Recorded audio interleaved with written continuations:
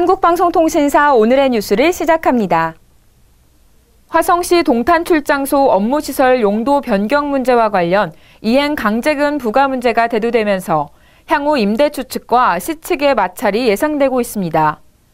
화성시 동탄 출장소에 따르면 현재 출장소 업무를 보고 있는 라스폴레스 건물은 2층, 3층, 6층 등 15개실이 당초 근린생활시설로 허가가 난 것을 화성시가 업무시설로 용도 변경, 사용해온 것이 발견돼 시정명령을 거쳐 행정처분을 기다리고 있습니다. 동탄 출장소가 업무를 보고 있는 건축물은 지난해 11월부터 계약기간 2년에 보증금 5억 5천만 원, 월 6천만 원의 임차계약 후 사용하고 있습니다.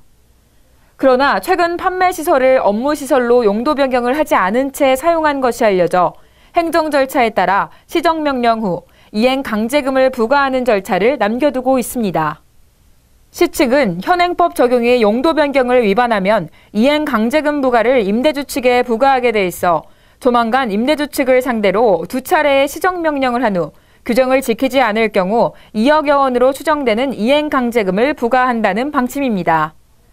이 같은 사실이 알려지자 주변 상가 주민들은 당초 화성시 측이 법규를 어기면서 무리하게 업무시설을 유치하는 방법으로 위법 행위를 저질러 놓고 막상 이행 강제금 부과 문제가 발생하면 임대주 측만 피해를 입을 우려가 있어 반발이 예상된다고 지적했습니다. 주민들은 또 혹시라도 추후 시 측에서 임대주를 대신해 이행 강제금을 대납해준다 해도 시민들의 세금이 제멋대로 집행하고 있다는 비난을 면키 어렵게 됐다며 화성시의 부실한 행정을 비난했습니다.